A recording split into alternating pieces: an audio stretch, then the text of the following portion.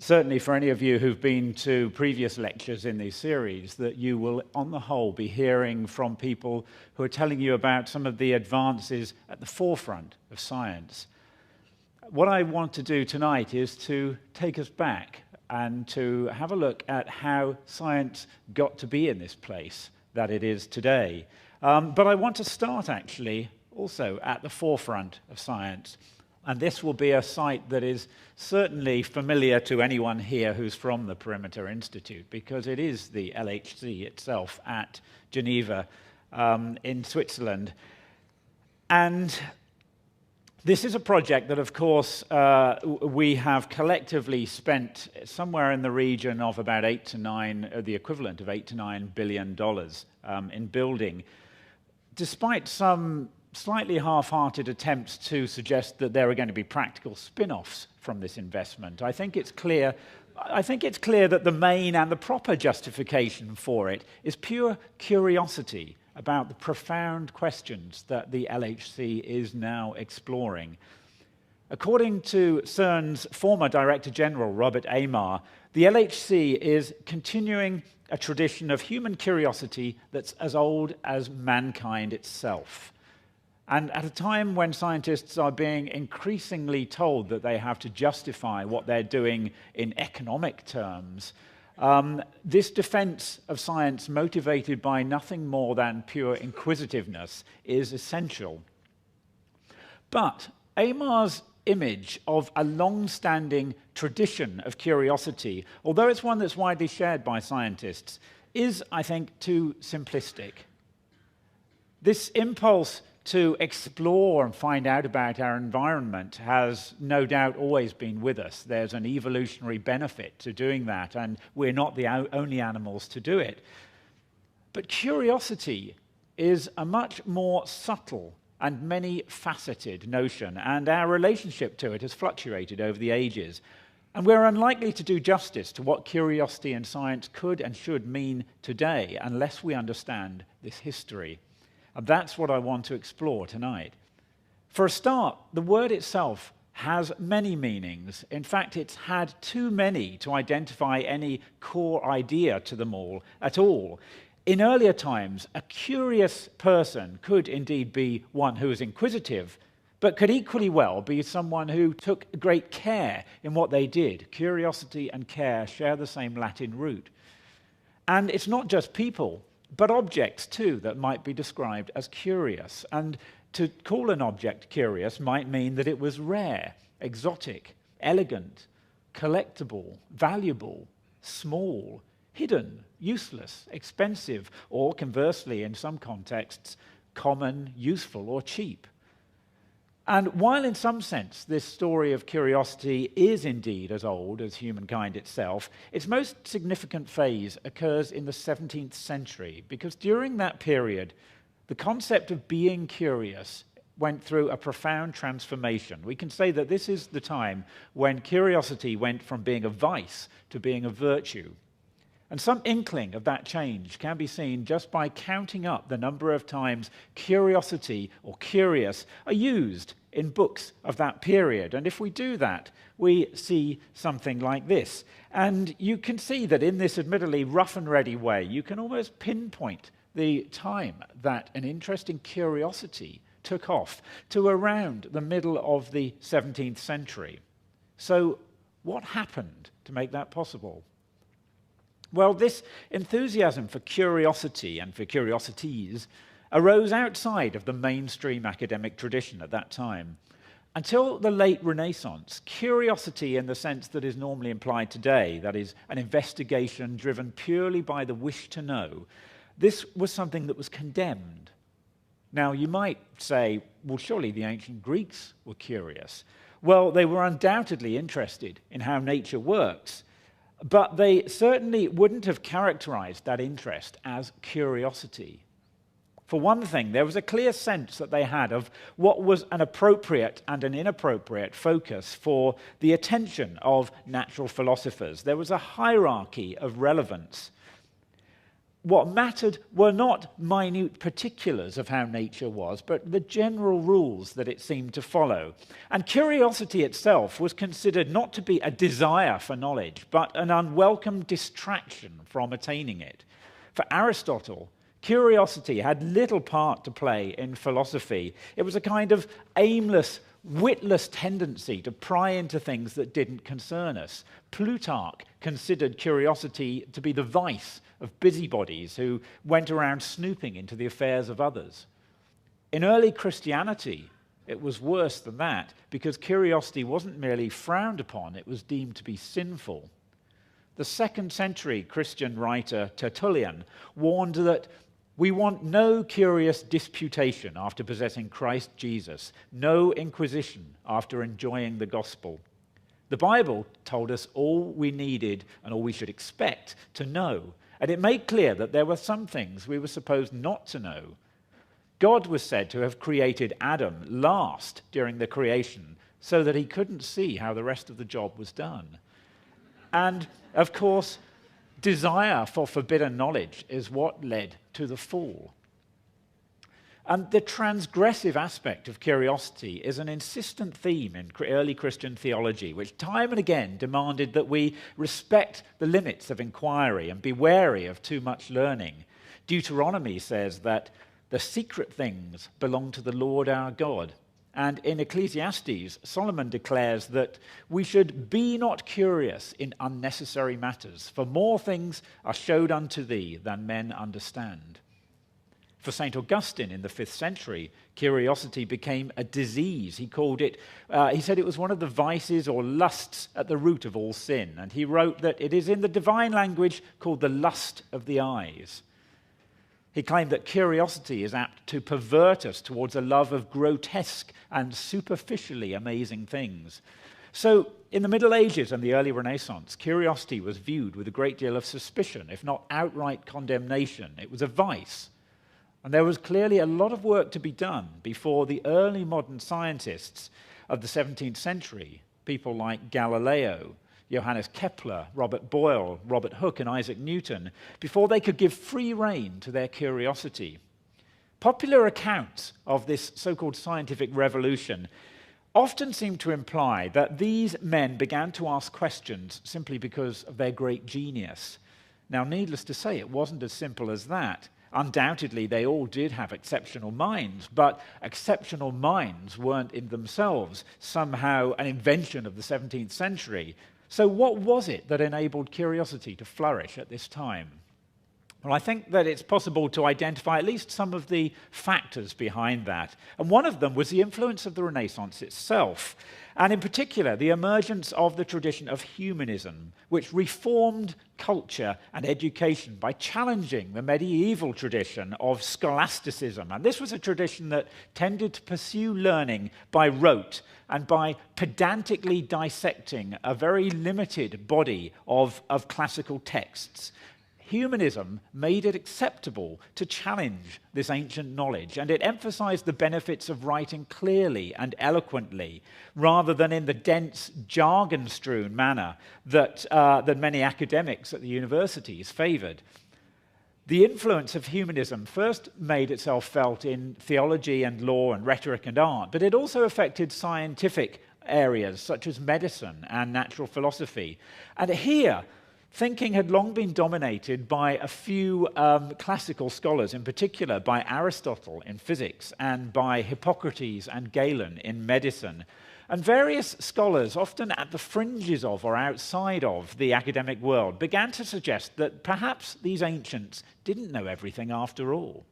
And that perhaps the best way to find out about the world was not to read old books, but to rely on experience, to try things out for ourselves. Or in other words, and we have to be careful about the way we use this word in this particular context, but in other words, to experiment. And prominent among these people were, here's two of them, and these were both Italians, Bernardino Telesio and Girolamo Cardano. Now, I suspect these names may be unfamiliar to a lot of people. They certainly don't tend to appear in most histories of science. And one reason for that is that what they believed about the world is very much in accord with a tradition known as natural magic. And that, of course, makes it sound like the antithesis of science. But we have to overcome our modern prejudices about this word to understand what it means, because natural magic didn't mean superstitions and spells, but more or less the exact opposite. It was a belief that nature was governed by occult forces, and that literally means that they're hidden forces, they're invisible. And of course, people could see even then that such forces do exist. Magnetism is one of them. And so, indeed, is gravity. And it's precisely because Isaac Newton was an heir to this natural magic tradition of occult forces that he was prepared to invoke this kind of force to explain the movements of the planets. So these hidden forces provided a framework for understanding a wide range of natural phenomena according to strictly mechanistic and rational principles. And they helped to erode the kind of tautological explanation for things that Aristotle had offered. After all, which explanation would you rather have for why bodies fall to the earth? Is it because it's in their nature to do so, as Aristotle would have said? Or is it because there's some occult force that's pulling them down? Perhaps the definitive work on this view of the world was one published in the middle of the 16th century, simply called Natural Magic. It was published in 1558 by another Italian, and probably one of the most underrated of the predecessors of the scientists of the following century. And his name was Giambattista della Porta. And in the late 16th century, he was one of the most celebrated natural philosophers in Italy. Della Porta's book is a fantastical mixture of old recipes and almost like parlor tricks, mixed up with important investigations of subjects such as optics, in which, for example, he more or less describes how to build a telescope. When Della Porta wrote that magic is nothing else but the knowledge of the whole course of nature, you need only replace magic here with science to bring this statement up to date. Della Porta's natural magic portrayed nature as a treasure trove of secrets that can and should be pried open. And that image of secrets more or less characterizes the scientist's view of the world for at least the next 100 years, and arguably it still applies today. And Della Porta didn't pursue this mission alone. Instead, he convened at his home in Naples one of the first proto-scientific societies. It was called the Accademia dei Secreti, the Academy of Secrets, who came together to tease out nature's secrets by careful observation. At least they did so until the 1570s, when they were closed down by the Inquisition. And if that sounds familiar, just wait, there's more. But societies like this began to spring up all over Italy in the late 16th century, dedicated to the study of nature. And one of the most significant of them began in 1603 at the instigation of a young nobleman, a young Duke of Umbria called Federico Cesi. And this society had it in its beginning just 4 members. They were all idealistic young men, like Cesi himself, and they imagined themselves as keen-eyed observers of nature. This was a legendary attribute of the lynx, and so they called themselves the Accademia dei Lincei, the Academy of Lynxes. Now, Cesi's father would have none of this, and he ordered his son to disband the group. But when the father died in 1610, Cesi lost no time in resurrecting his plans, and at this time he wrote to the now elderly Della Porta in Naples and asked him to become the 5th member of the Academy, which Della Porta did. A year later, the Academy acquired its 6th member when Cesi went to a banquet held in honor of an astronomer who had just astounded all of Europe with a booklet describing new discoveries that he'd made with the telescope. And this was how Della Porta found himself in an exclusive little club with this chap, Galileo. Now, Galileo was clearly proud to be one of these lynxes. He displayed the Academy's crest on several of his works, which were often paid for by Cesi. And had Cesi not suddenly died in 1630, it seems quite possible that his diplomacy would have smoothed the feathers in Rome that Galileo was apt to ruffle, so that Galileo's notorious book on the Copernican system wouldn't have angered the church and led to his persecution. Now that's another story, but the book that brought Galileo to Chazy's attention illustrates another aspect of this emancipation of curiosity. This was a book called Sidereus Nuncius, the Celestial Messenger, and in it, Galileo announced that using this newly invented telescope, he had seen 4 new stars, as he referred to them. They're actually moons, orbiting the planet Jupiter. And he also reported that our own moon was not the perfect smooth sphere that Aristotelians had argued that it was, but that instead it was rugged. It had mountains and valleys. And Galileo explained that you could see these revealed by the highlights and the shadows that were visible through the telescope as light glanced across the moon's surface and as you looked at the border of the sunlit and the dark regions. So, in other words, the moon, Galileo said, was a world rather like ours. This revelation of new worlds is a recurrent theme during the liberation of curiosity. Galileo's discoveries impressed writers and poets such as John Donne and John Milton, who refer to them time and again.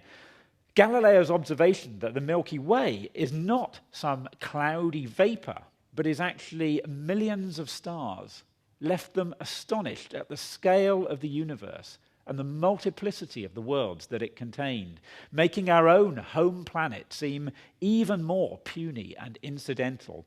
Donne put it this way. He said, "Men that inhere upon nature only are so far from thinking that there is anything singular in this world that they will scarce think that this world is itself singular, but that every planet and every star is another world like this.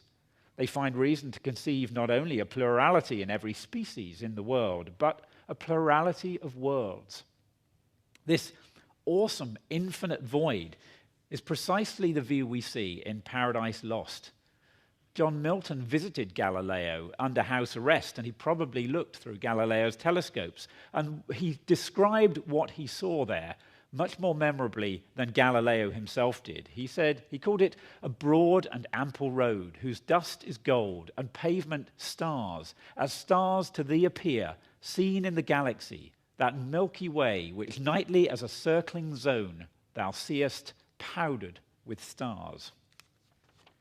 And these visions of new worlds in the cosmos spawned a whole literature of space travel in the 17th century.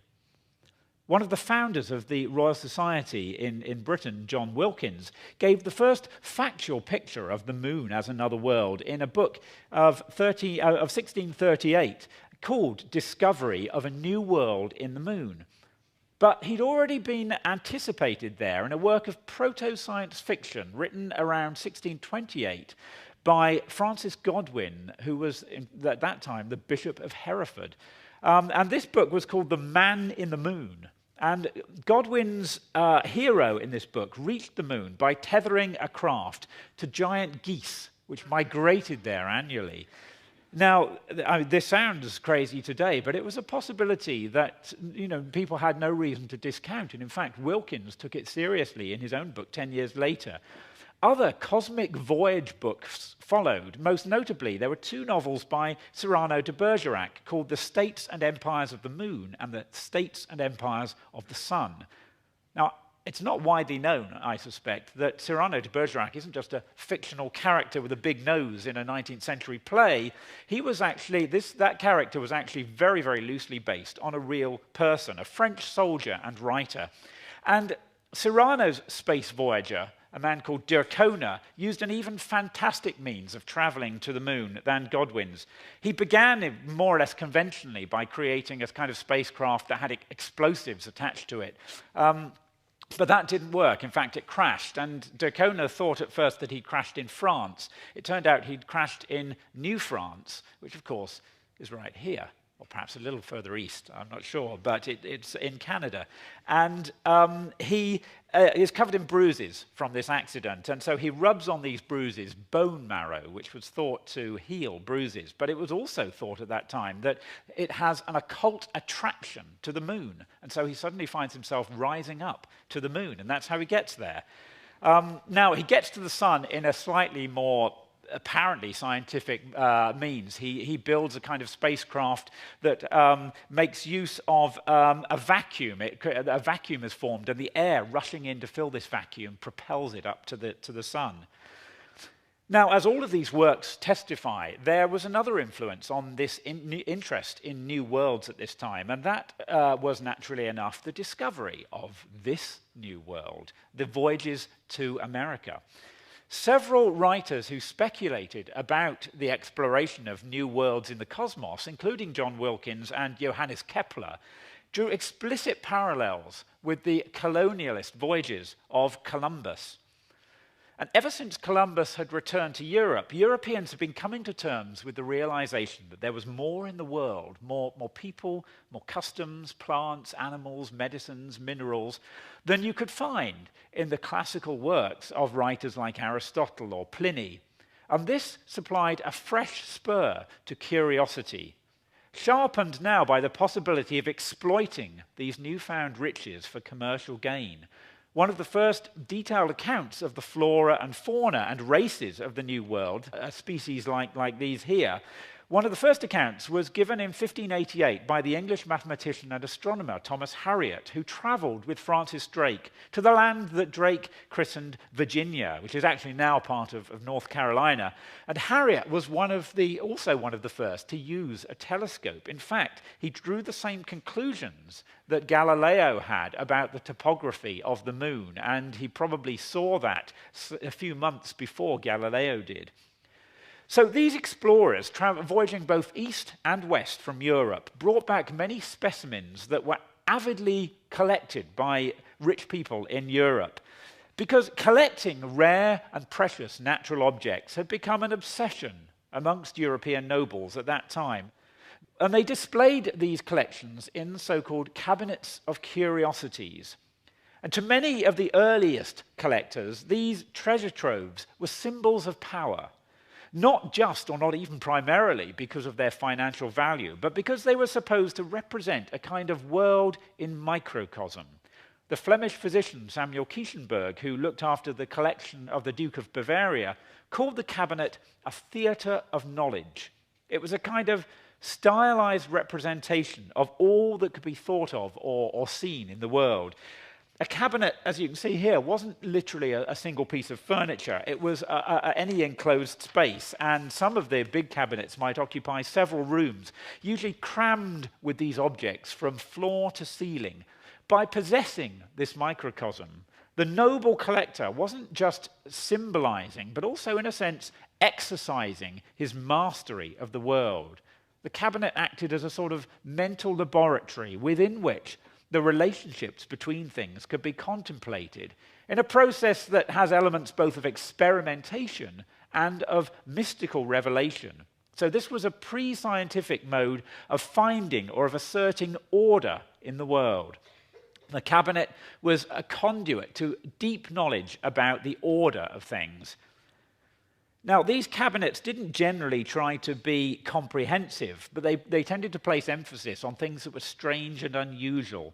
But some collectors, such as the physician Ulysses Aldrovandi at the University of Bologna in Italy, really did try to get a bit of everything that was to be found in the world, every plant, every animal and mineral, and that he tried to do this for the purposes of serious study, not just a display of power.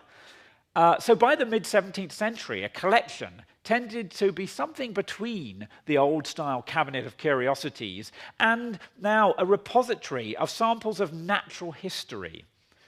One of the finest collections in England was that owned by the botanist John Tredescant, who was Charles I's gardener.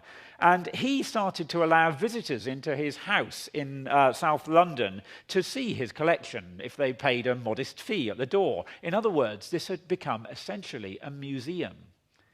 A German traveller in 1638 gave an account of what you could find in Tredescant's collection, and this is just a bit of it. He said you could find 2 ribs of a whale, a very ingenious little boat of bark, all kinds of foreign plants, a salamander, a chameleon, a pelican, a white partridge, a goose which has grown in Scotland on a tree, a flying squirrel, another squirrel like a fish, all kinds of bright-coloured birds from India, a number of things changed into stone, amongst others a piece of human flesh on a bone, gourds, olives, a piece of wood, an ape's head, a cheese, all kinds of shells, the hand of a mermaid, the hand of a mummy, all kinds of precious stones, a small piece of wood from the cross of Christ, pictures in perspective of Henry IV and Louis VIII of France, and so on and so on. After the death of Tredescan's son in 1662, this collection was acquired by the English antiquarian Elias Ashmole, and he bequeathed it to Oxford University on condition that it be housed in a grand building named after him. And this was the first genuine museum in England, which was the famous Ashmolean Museum. Another avid collector in the late 17th century was an Irish physician named Hans Sloane, who'd become fabulously wealthy by selling some of the imports from the New World, such as quinine and chocolate. Sloane succeeded Isaac Newton as president of the Royal Society, and he collected over 70,000 plants and exotic materials and other objects, and he passed these on to the crown, to the King George II after his death, for the benefit of mankind. This collection formed the basis of what became the British Museum, which opened its doors in 1753. So, by the middle of the 17th century, all the elements were in place for an institutionalized program of curiosity. The notion of a scientific society was well established, especially in Italy. There was a tradition of finding out about the world from experimentation and observation, and the telescope had shown the advantages of using instruments to enhance human perception, and by the 1620s, the microscope had been invented too. Also in the 1620s, the English philosopher Francis Bacon had argued the case for why a systematic program of knowledge collection based on these principles and instituted by a kind of scientific brotherhood would be valuable to the state. And it was in this context that a group of natural philosophers gathered around John Wilkins while he was warden of Wadham College in Oxford to form what they called an experimental club for pursuing and popularizing this experimental philosophy. And this group moved back to London after the restoration of Charles II in 1660, and they took to meeting in Gresham College. And in November of 1660, they decided to formalize their meetings, and they applied for a royal charter to create what became known as the Royal Society. But it's not at all clear that this society was engaged in some fledgling form of modern science. You can see that just by considering the contents of the first volume of the Society's Journal of Record, the Philosophical Transactions, which first appeared in early 1665, and it contained, amongst other things, an account of the improvement of optic glasses at Rome, of the observation made in England of a spot in one of the belts of the planet Jupiter, an experimental history of cold, a relation of a very odd monstrous calf, of a new American whale fishing about the Bermudas, a narrative concerning the success of the pendulum watches at sea for the longitudes, an account of the philosophical books published by Monsieur de Fermat, councillor at Toulouse, lately dead. So in other words, a rather random collection of wonders, reminding you of nothing so much as the list of John Tredescan's Cabinet of Curiosities. And this pretty well illustrates the Royal Society's purpose, as it was described at that time by a man called Thomas Spratt, who wrote an account of what the Society was doing in 1667. And he explained that they tried not to develop hypotheses and theories, but simply to accumulate knowledge, to accumulate reports, or as they called them then, histories. In other words, in the early days, they just collected facts. Many of those facts were strange and fantastical, just as many of the objects that collectors of curiosities had also been strange and fantastical. How do you turn all of this into a science worthy of the name? You can see what a challenge that was by looking at the notebooks of the Royal Society's most illustrious member in the 17th century. This wasn't Isaac Newton. It was the Anglo-Irish scientist Robert Boyle, most famous now for his chemical work. And he kept notebooks in which he made lists. Here are some of them. Lists of things to remember to investigate. Or as he sometimes put it, lists of things to remember. So remember, he said, the use of a coach, the eyes of puppies newly whelped, the feathers, claws, and beaks of birds yet in the shell, insects and other creatures that lie, as it were, dead in the winter, Moses' serpent and the transmuted water, monsters and the longings and frights of teeming women. I'm not sure what that's about. Now, we can see now, though, what has changed by this stage in the nature of curiosity. Because in earlier ages, questions about nature had tended to limit themselves to what was obviously useful or important or universal. Why plants grow, why winds blow, why we get sick, how the stars and planets progress across the sky. But now, nothing was out of bounds. Any question was permissible, however odd or seemingly inconsequential. At the Royal Society, the slightest blemish seen on the surface of a distant planet might spark earnest and learned debate, or why fleas can jump so high, or why concentric coloured rings could be seen in flakes of mineral under the microscope. And this glimpse of Boyle's restless mind hints at the problem of this sort of eclecticism. How do you make sense of it all? If you can ask anything, then there's no end to these questions. How do you organize the observations? How do you decide which phenomena are important and which are frivolous? Perhaps nothing is truly frivolous, but then the task of science seems hopeless.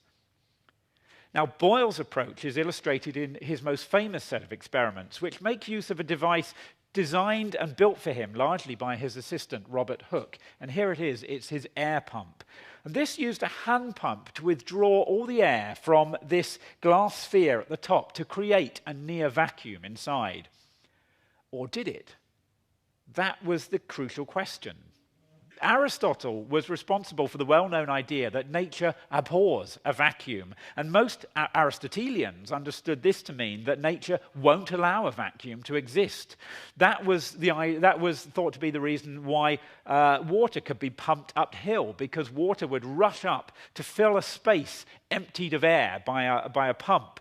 But some philosophers, such as Galileo's one-time collaborator Evangelista Torricelli, took the view that nature simply made sure that a vacuum was no larger than it absolutely needed to be. And Torricelli had an experiment that he thought showed this. What he did was to take a tube, really a long, thin test tube, fill it up with mercury, and invert it in a dish of mercury. And when he did this, he saw that the level of mercury falls a little, and there's this space at the top.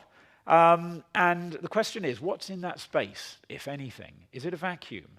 Well, Robert Boyle decided to study this experiment in his air pump. So he put it inside this glass sphere and pumped all the air out, and he found that the level of mercury fell and fell and fell, apparently supporting Torricelli's view that the level was determined not so much by how much nature abhors a vacuum, but by the pressure of air pressing down on the mercury in the dish.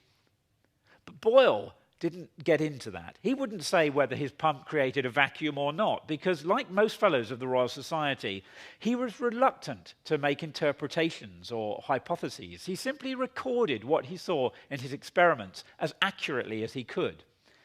And in the air pump, he found all sorts of phenomena took place. He found that candles go out. He found that small animals get rather poorly. These are experiments depicted very vividly a century later in this painting by Joseph Wright of Derby, who I think alludes here. You see it's actually an experiment being done on a dove. You can just about see it in this glass sphere.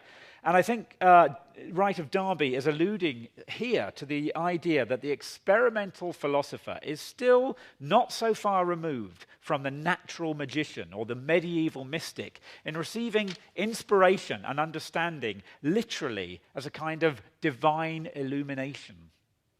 Now, to some people who were opposed to this experimental philosophy, such as the English philosopher Thomas Hobbes, Boyle's air pump studies epitomized the problems with this whole approach, this whole use of experiment, because Hobbes objected to the idea that you could find out about nature by using complicated instruments and devices that create states that don't exist in nature, such as globes emptied of air, or lenses that magnify and perhaps distort light.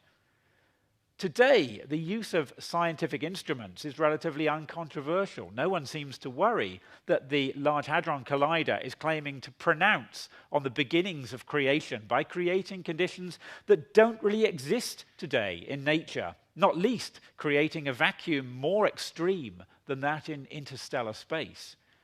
But the validity of doing that wasn't at all obvious when modern science was beginning.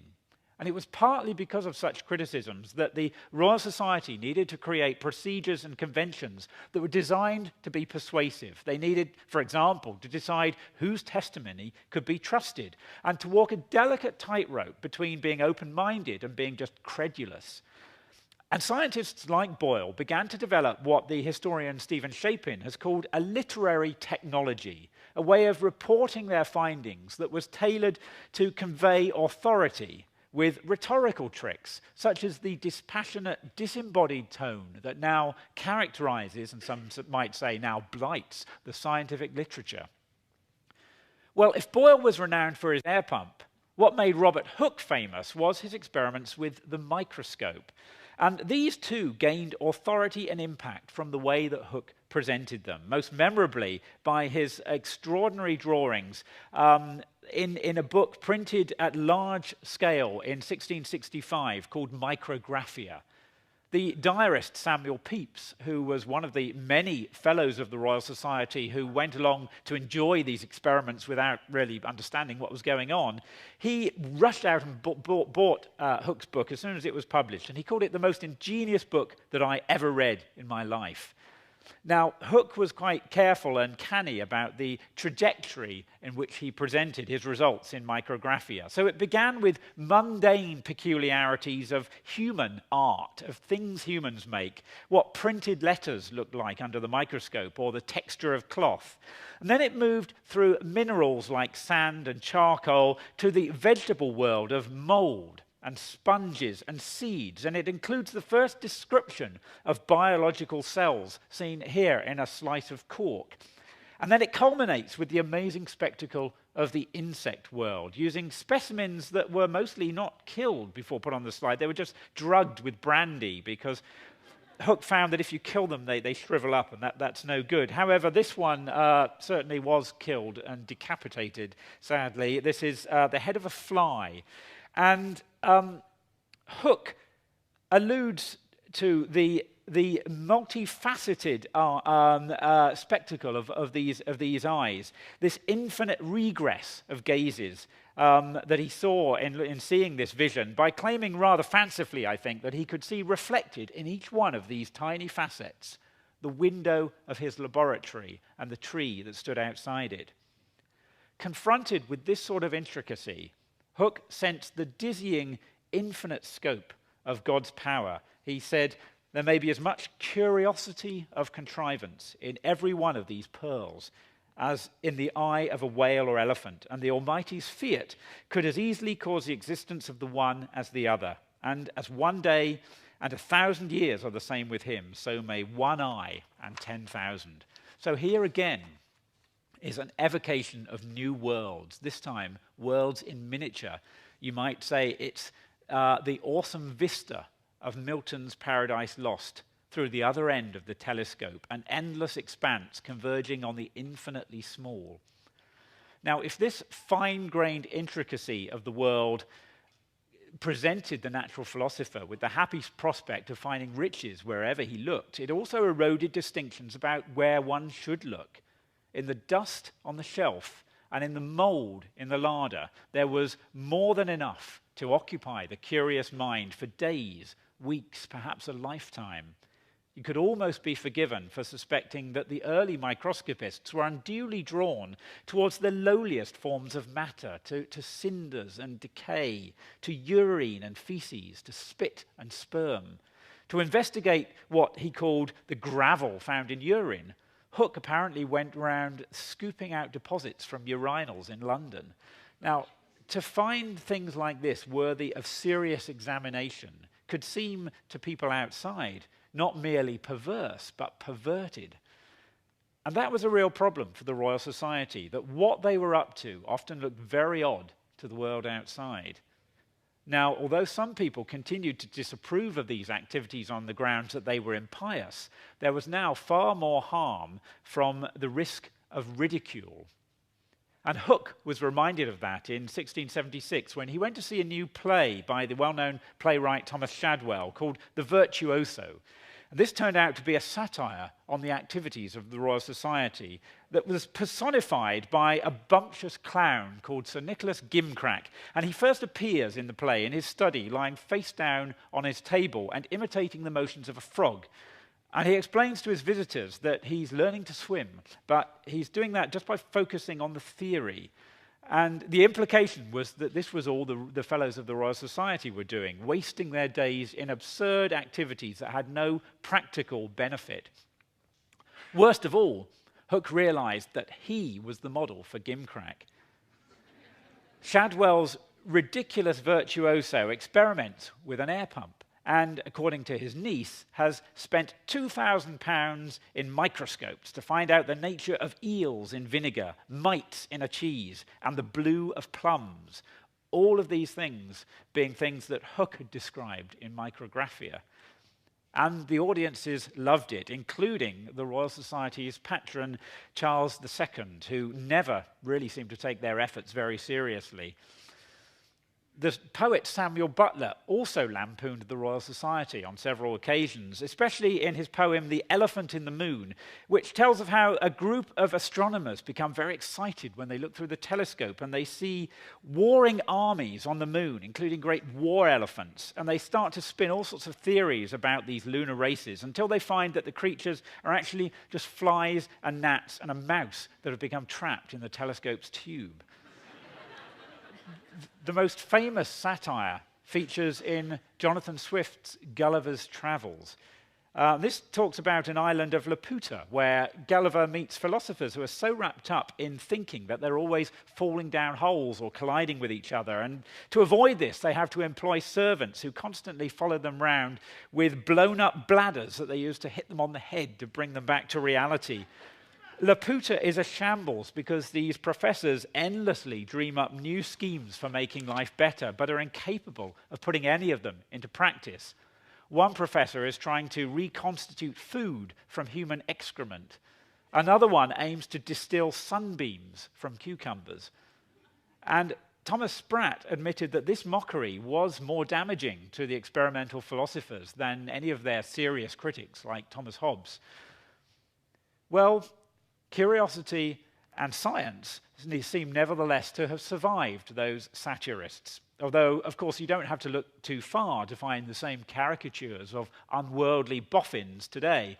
In fact, scientists now seem confident enough to flirt with these stereotypes themselves. That's something you see, for example, in the so-called Ig Nobel Prizes, which are awarded annually for research that is either spectacularly silly or, more often, just looks like it. And past winners include the real physics Nobel laureate Andre Geim, who won it for the magnetic levitation of a frog. And yet, science still has a tricky relationship with curiosity. As I said at the beginning, there are very well-motivated complaints from many scientists that research driven purely by curiosity isn't supported or valued enough. But it seems they don't quite trust this argument, and so they yoke it to a utilitarian defense. They say you never know where curiosity might lead, and that important innovations and discoveries have often come from it. And that's true enough, But it begins to seem increasingly tenuous and unlikely if applied to a project like the LHC. It seems that curiosity still can't quite be trusted to be its own justification. But perhaps it never has been. The history of curiosity suggests that it's always been accompanied by an agenda. For the academies of secrets, it was a desire for quasi-magical power to manipulate nature. For Francis Bacon, curiosity was an engine of state power. For Robert Boyle, it was a religious duty to understand all the corners of God's creation. Robert Hooke's voracious curiosity was accompanied by a desire for recognition. None of this is by any means to condemn those people's curiosity, but it does suggest that we might be more thoughtful sometimes about what is really driving curiosity today. Now, today, it often gets allied to wonder. Carl Sagan suggested that in gazing up at the skies, wonder precedes and inspires curiosity. For the physicist Richard Feynman, wonder is the reward and not the bait. He spoke for many scientists when he suggested that the curious study of nature can only increase our wonder at how it's put together. That's a claim I have a lot of sympathy with, but wonder is a slippery customer too. After all, wonder was once favored over curiosity by theologians because of its potential to leave us awed by and unquestioning of God's power. The common Latin word for wonder was stupor, something that was apt to leave us stupefied, if not, in fact, stupid. However, wonder and curiosity, in whatever combination, are now commonly used to justify big science projects like the LHC or like NASA's new Mars rover, which, if you've been paying attention at the beginning, you will have seen as actually called Curiosity, and has certainly provided us with these wonder-inspiring images of the red planet.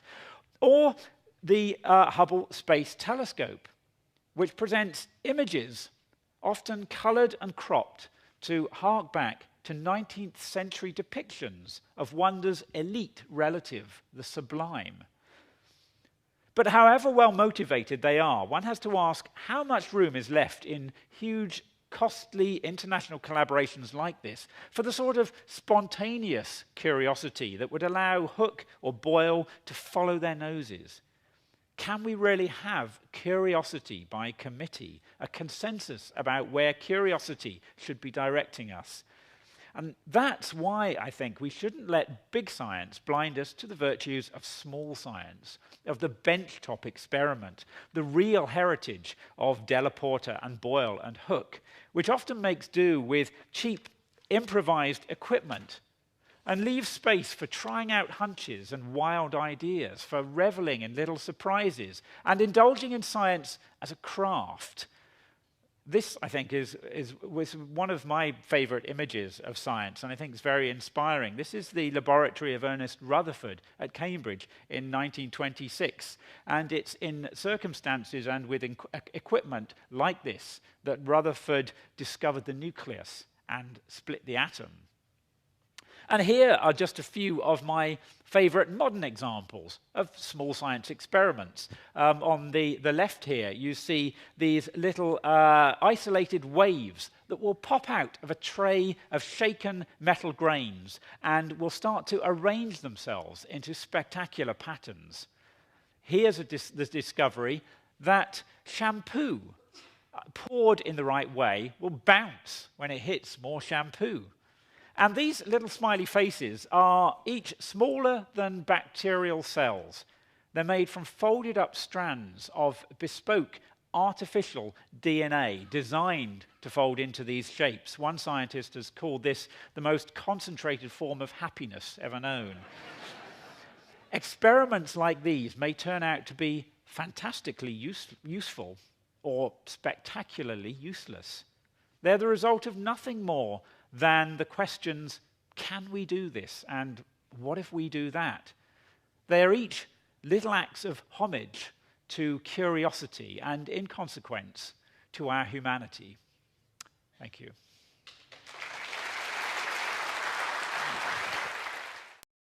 Support Ontario's public television. Donate at tvo.org.